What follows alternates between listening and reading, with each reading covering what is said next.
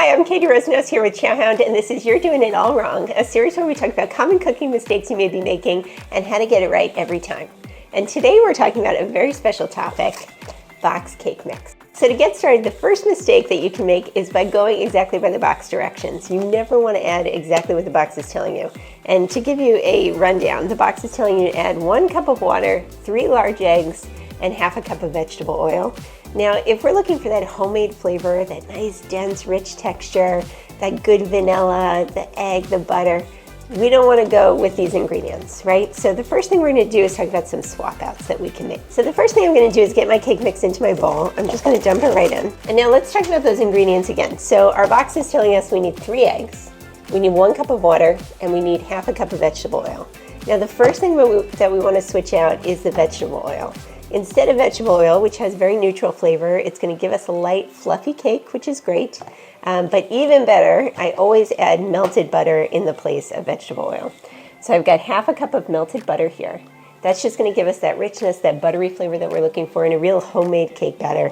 And it's just going to improve our overall cake. So we can go ahead and add that right in. The next thing we're going to add is, instead of 3 whole eggs, if we think about eggs, what's the richest, fattiest part of the egg? The egg yolk. So if we want a really rich, dense, delicious cake, instead of adding 3 eggs, I like to switch and do 2 whole eggs and 2 egg yolks. That's going to equal that weight of that final egg with my 2 egg yolks, and it's just going to add a little bit more fat and a little bit of richness. And the last swap out, so instead of water, if I was working with a chocolate cake mix, I would use something like coffee. That's going to naturally enhance that chocolate flavor of the cake.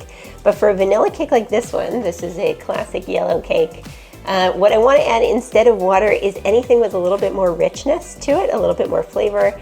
Something dairy would be great, so I can add something like whole milk.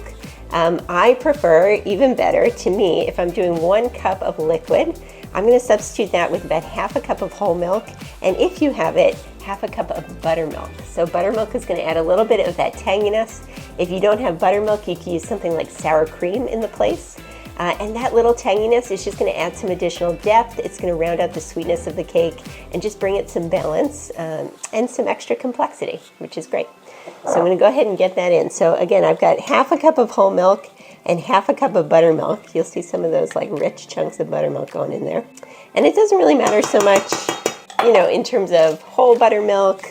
It's got a thicker texture than a light buttermilk. If you're working with light buttermilk, it's going to be a little bit thinner in consistency. Both are great. You can imagine we're using water typically in the place of that. That's the thinnest liquid that we've got. So work with what you have. Anything to me is better than water. Just don't add water to your cake mix. So the last thing I'm going to add, just for a little extra flavor, I've got vanilla here. So it's already a vanilla cake, right? Technically it's a yellow cake, you know. But we want vanilla flavor, right? And so to me, I always add a little bit of vanilla bean paste, which is like my favorite thing in the world.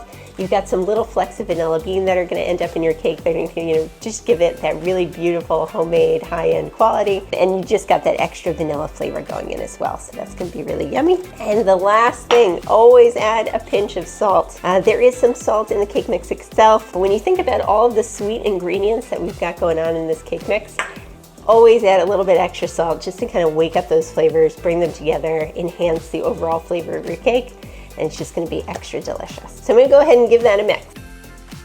Now, if you're used to working with cake mix, you're going to notice that this batter is a lot thicker than your traditional cake batter when you're using a box cake mix, and that's because we added all those really rich ingredients. So let's talk about the next mistake that you can make when you're baking box cake mix or any cake batter in general. Whether you're making cupcakes, sheet cakes, round cakes, you want to use a really good quality baking pan. And the reason for that is if you bake a cake in a really light, light to the touch baking pan, what's going to happen is the cake is going to bake really quickly on the outside, get really dark brown on the outside, and have trouble kind of baking through before that happens.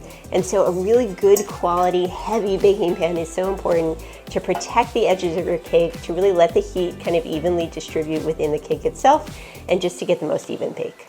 So I'm going to go ahead and give my pan a spray. I've got 2 9-inch pans, and I always use a parchment paper round. A parchment paper round is going to keep your cake from sticking to the bottom of the pan. It's going to let you remove the cake as easy as possible without any risk of it cracking, breaking, getting stuck to the pan at all. And so I always use parchment paper. Even if I'm spraying my pan, I always fill it with a little bit of parchment before I go in there. So cake batter is going in. We're going to evenly divide it as much as possible. You could also use a scale for this purpose. And I've got my oven preheated to 350 degrees. You always want to preheat your oven before you get started. If you start preheating by the time your cake is ready to go in, it's not going to be at the right temperature by the time you are ready to add your cake. And then the cake is just going to end up sitting around a while. You never want to add your cake to the oven when it's not at the right temperature, because then, of course, it's going to bake more slowly and it's going to dry out. So I like to just take a little spatula just to spread it around nice and even. So I'm going to get these cakes into the oven, and the last thing we're going to talk about is spring back test. All right, so my cakes are out of the oven, and let's talk about something really important, which is spring back test. So typically, you might be using a toothpick to check when your cakes are done. You might be even looking at the clock to see the time on the box to know when it's ready. But the truth is, depending on your oven and the evenness of your heat, it may or may not take as long as the box says. So the best way to tell when your cake is ready is to use your finger. So this is called the spring back test. I'm going to take my finger and I'm going to just kind of boop right in the middle of my cake. Just give it a poke. And you can see that cake springs back to the touch. That's a great way to just quickly be able to open the door of your oven, poke your cake, not have to worry about using a toothpick to check for moist crumbs or no crumbs. Spring back is always the way to go. And if you are baking until your cakes come out with no crumbs at all, note that you might be over baking them. There is some carryover heat that happens once the cake comes out of the oven. It will continue baking, and if you bake until a toothpick is completely dry and the cake is kind of pulling away from the sides of the pan, you're probably over baking it. So let's talk about the difference in flavor. So I baked some cupcakes earlier, and these are just two different cupcakes. You can see one of them is sort of our standard cake mix, and one of them is the doctored version of our cake mix. So I've got butter in there, I've got buttermilk, I've got extra vanilla, I've got salt, all the good stuff, right, that we talked about. So just to kind of give you, I know I just sort of like mashed right into those. But you can see they're very similar in texture, right? Nothing too crazy. The crumb is a little bit denser here on my butter. I've got some extra holes, some lightness here with my oil, a little bit extra fluffiness. But you can really, where the differences shine is the flavor. So we have our original. I'm gonna give that a little bit of a taste.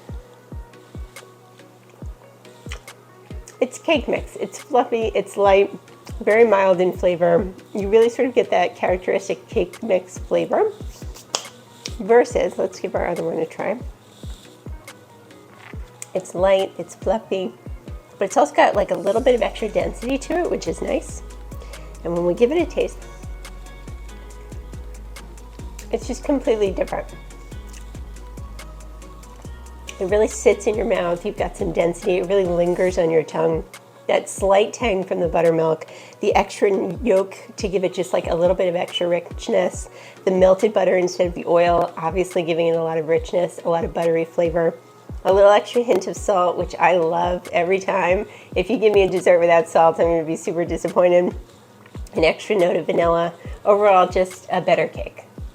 All right, so the last thing we're going to talk about is how to use a canned frosting to decorate your cake mix. So I get it. I'm a pastry chef, but I'm also a mom, and sometimes making buttercream from scratch is just a little bit of a pain in the butt. So if you are using canned frosting, there's some simple tricks that will really amp it up and give it some better flavor and texture. So you can see when we open the can here, it's really creamy, it's really luscious, kind of dense, kind of goopy, for lack of a better word. It's just a little goopy. If I tried to pipe this using like a piping tip or something like that, it's not really going to hold its shape very well. So a great way to increase the volume of our frosting, which is always a good thing, right? More frosting, that's just more better.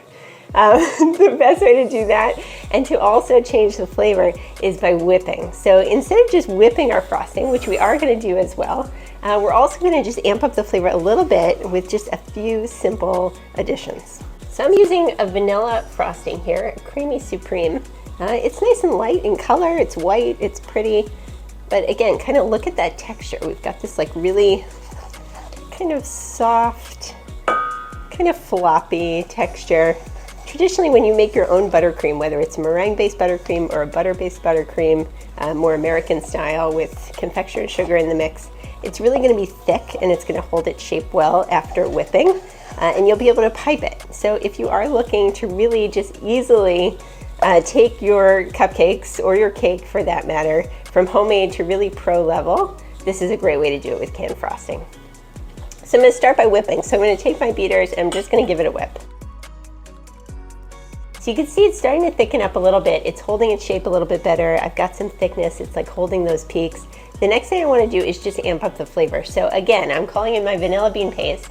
This is going to add not just great vanilla flavor, but those little flecks of vanilla bean running throughout, which is just really lovely for vanilla frosting. So I'm just going to get in a little bit of my vanilla bean paste. I'm also going to add a hint of salt, which we did in the cake batter as well. It's just going to amp up the flavor of the frosting, bring it some balance, as well as a little splash of lemon juice, which is also going to work to kind of balance the sweetness, add that homemade flavor. It's just going to make it even better. So a few drops of lemon juice just going in.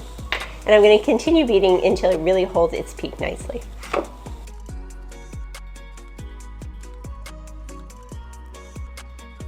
All right, we're almost there. So I do want to give it a taste. So I have some of my spoon here with the original. So I'm going to give that a try. Very sweet, kind of gummy a little bit. Just not like the best frosting I've ever had. Let's give this one a try. Much more balanced, much lighter, fluffier consistency. I'm even going to add just an extra splash of the lemon juice and another hint of salt, and you're going to be amazed at what a difference that makes. So check out those peaks. So you got some nice peaks going on. That should pipe really nicely. I'm going to pull out my cupcakes. We're going to finish them off, and then we're going to have some delicious cupcakes ready to go. All right, so we're going to go ahead and finish them off. I transferred my frosting to a piping bag with a tip, so I go ahead and pipe, and we're just going to pipe some frosting. And you can see how much thicker that is. We couldn't do that with frosting out of the can, that's for sure. And as I go, I'm just going to decorate a little bit. And it's guaranteed that if you serve these at your party, nobody's going to know that they weren't homemade. That's how you make a better box cake mix.